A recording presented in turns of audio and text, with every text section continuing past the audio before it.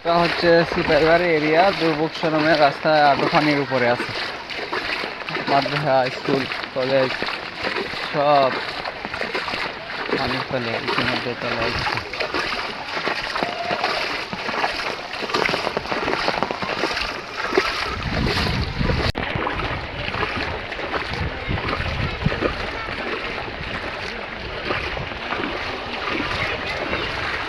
বিপদ সীমার উপর দিয়ে পানি প্রবাহিত, গাড়ি বাড়ি এভরিথিং ইজ ফ্লাডেড।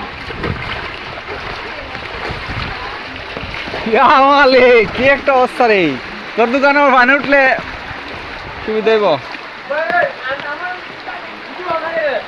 ভিডিও করতেছি তো, এই যে আকিব, সে পানিবন্দি দোকানদারি করতেছে, অবস্থা খুবই ভয়াবহ। আল্লাহ, এই পানি নামলে তো আমার পুকুর পুরা ডুবে যাবে গিয়া। আমার অতি তাড়াতাড়ি বাড়িতে যাওয়া দরকার।